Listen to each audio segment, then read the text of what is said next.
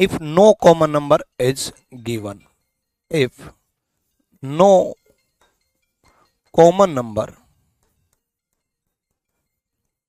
Is given, bracket में लिख देता हूं ओनली इन 2 डाइस। ये चीज 3 डाइस 4 डाइस में अप्लाई नहीं करेंगे यदि कोई भी कॉमन नंबर नहीं है।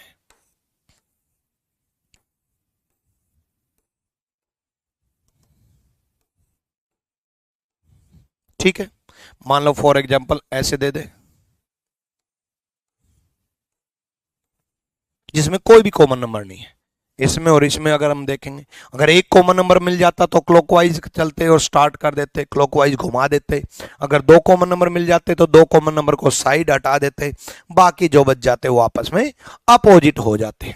ठीक है, अगर एक भी कॉमन नंबर नहीं है, यदि कोई भी कॉमन नंबर नहीं है, तो ऐसे केस में क्या करेंगे बच्चे, याद रखना टॉप के अपोजिट टॉप होगा, मतलब 3 के अपोजिट अगर कोई पूछे तो 6 होगा। नजदीक के अपोजिट नजदीक होगा, 1 के अपोजिट अगर कोई पूछे तो 2 होगा। दूर के अपोजिट दूर होगा, 4 के अपोजिट 5 होगा। क्या बोला मैंने, टॉप के अपोजिट टॉप होगा, नजदीक के अपोजिट नजदीक होगा, दूर के अपोजिट दूर होगा। टॉप टॉप के अपोजिट, नजदीक नजदीक के अपोजिट, दूर दूर के अपोजिट। टॉप के अपोजिट टॉप, नजदीक के अपोजिट नजदीक, दूर दूर के अपोजिट। ठीक, यानी कि नजदीक का मतलब है ये दोनों नजदीक नजदीक है ना, दिखाई दे रहे हैं ना, तो ये आपस में अपोजिट है। ये दोनों दूर दूर है ना, तो ये आपस में अपोजिट है। जब कोई भी कॉमन नंबर ना हो तब ऐसा ही होगा कि टॉप के अपोजिट टॉप, नजदीक के अपोजिट नजदीक, दूर के अपोजिट दूर। ठीक है, चलो मैं आपसे पूछता हूं, इसमें कुछ कंडीशन भी बदलूंगा। कंडीशन क्या बदलूंगा, पहले मैं आपसे एक बार पूछ लूं कि जो सिखाया वो समझ में आया या नहीं आया। पहले ये तो देख ले, है ना। 4 5 2 6 1 3, बताओ किसके अपोजिट क्या है, बताओ किसके अपोजिट क्या है। देखो बिल्कुल इसमें अगर वो पूछता है 5 के अपोजिट 1 है तो बिल्कुल 5 के अपोजिट 1। अगर वो पूछता है 2 के अपोजिट क्या है तो बिल्कुल 2 के अपोजिट 6। अगर वो पूछता है 4 के अपोजिट क्या है तो बिल्कुल 4 के अपोजिट 3। ठीक, टॉप के अपोजिट टॉप, नजदीक के अपोजिट नजदीक, दूर के अपोजिट दूर। अच्छा, इसमें कई बार वो खेल खेल लेता है, हालांकि वो इतना तो नहीं खेलता, लेकिन खेल भी ले तो आप उसको खिला करके आ जाओ। एग्जामिनर इसमें कुछ बदलाव कर दे, इसमें एग्जामिनर कुछ कंडीशन दे दे। ठीक है, पहले कंसेप्ट सीखो बच्चे। प्रीवियस ईयर क्वेश्चंस से ज्यादा महत्वपूर्ण होते हैं कंसेप्ट। कंसेप्ट इज पावर, और कंसेप्ट ऐसे आने चाहिए कि आप किसी को सिखा सको। पूरी नॉलेज रखनी चाहिए, पूरी नॉलेज आनी चाहिए, और मैं आपको ऐसे ही पढ़ाता हूं, ऐसे ही सिखाता हूं कि पूरी नॉलेज मैं आपको दूं। देखो इसमें मैं, देखो नो डाउट 5 के अपोजिट एक ही होगा, लेकिन मैं बदलाव कर दूं। मैं एक कंडीशन दे दूं कि if 5 is opposite to 6, if 5 is opposite to 3, यदि 5 के विपरीत 6 है, यदि 5 के विपरीत 3 है, ऐसी कोई भी कंडीशन बोल दूं तो किसके विपरीत क्या होगा। कोई भी एक ऐसी कंडीशन बोल दूं, ऐसी कंडीशन का क्वेश्चन मैं आपके सामने बना करके दिखाऊंगा।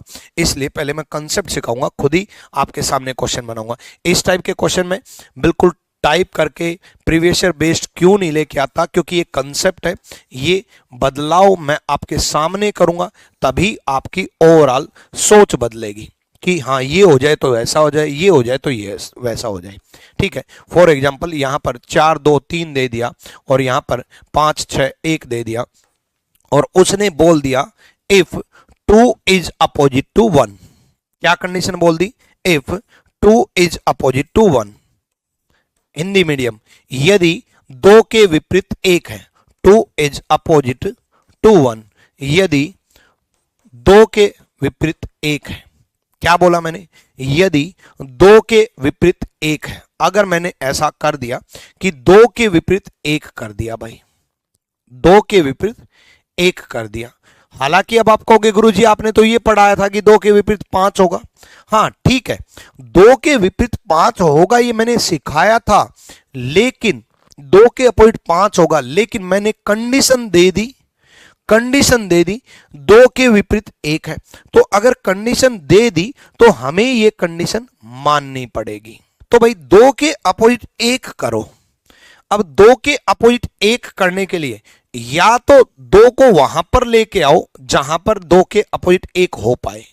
अब एक बात बताओ, नजदीक के अपोजिट नजदीक होता है, जब 2 यहां आएगा तब 2 के अपोजिट 1 हो पाएगा ना। या फिर टॉप के अपोजिट टॉप होता है, तो जब 1 यहां जाएगा तभी तो 2 के अपोजिट 1 हो पाएगा। दोबारा सुनो इस बात को, उसने ये कहा है कि 2 के अपोजिट 1 होगा, ठीक है, तो 2 के अपोजिट 1 होगा, तो इस डाइस को हम बदल देते हैं। कैसे? 2 के अपोजिट 1 कर देते हैं, और 2 के अपोजिट मैंने आपको यह सिखाया है कि टॉप के अपोजिट टॉप होगा। मैंने आपको क्या सिखाया है? टॉप के अपोजिट टॉप होगा। टॉप के अपोजिट टॉप होगा, तो उसके लिए हमें 1 यहां लाना पड़ेगा। बिल्कुल 1 यहां ले आए, 1 यहां पर ले आए, तो अगर 1 यहां आएगा तो 5 यहां चला जाएगा और 6 यहां चला जाएगा, पूरी डाइस घूम जाएगी। 1 यहां चला जाएगा तो 5 यहां आ जाएगा और 6 यहां आ जाएगा। कुछ भी नहीं है, इसी डाइस को घुमा के रख दिया, 1 यहां पर चला गया, 5 यहां चला गया, 6 यहां चला गया। देखो बच्चे, 1 ऊपर 5 यहां 6 यहां, अगर 1 ऊपर 5 यहां और 6 यहां कर दिया तो अपनी कंडीशन पूरी हो गई। और अपनी कंडीशन ये है कि 2 के अपोजिट अगर 1 है, 2 के अपोजिट अगर 1 है, जो कि कंडीशन थी, तो हमने कंडीशन मान ली, 2 के अपोजिट 1 मान लिया। अब कोई किसी के अपोजिट पूछ लो, अब ये इस डाइस का कोई वजूद नहीं रहा, खत्म, हमने उसकी कंडीशन मान ली।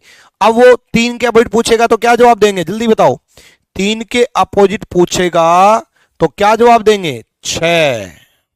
और 4 के अपोजिट अगर पूछेगा तो 5। तो 3 के अपोजिट अगर वो पूछेगा तो क्या जवाब देंगे? 6। 4 के अपोजिट वो पूछेगा तो क्या जवाब देंगे? 5। क्लियर है? चलो कंडीशन बदल के देखता हूं, आ जाओ।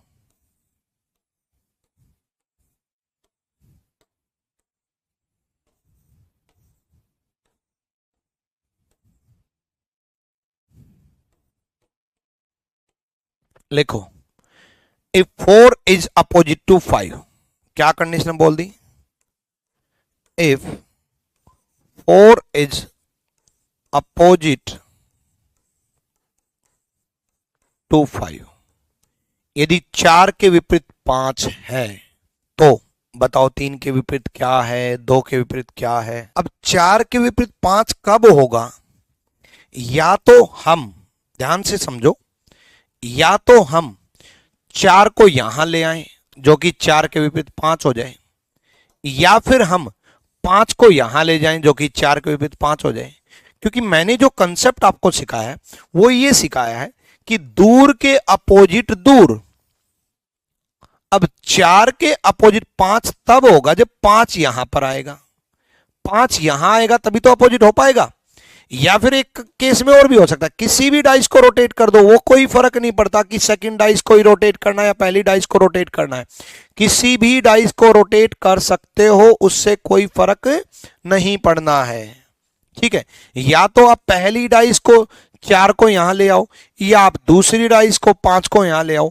अल्टीमेटली हमें तो 4 के अपोजिट 5 करना है, और 4 के अपोजिट 5 तब पॉसिबल हो पाएगा जब हम 5 यहां पर ले आएंगे, 5 यहां पर ले आएंगे, और 3 यहां पर ले आएंगे, और 2 यहां पर ले आएंगे, ठीक है। जब हम 5 यहां पर लाएंगे, उसके बाद 3 यहां लाएंगे, उसके बाद 2 यहां लाएंगे, ठीक है। तो सिंपल सा फंडा है, 4 के अपोजिट 5 हो गया, 4 के अपोजिट 5 हो गया।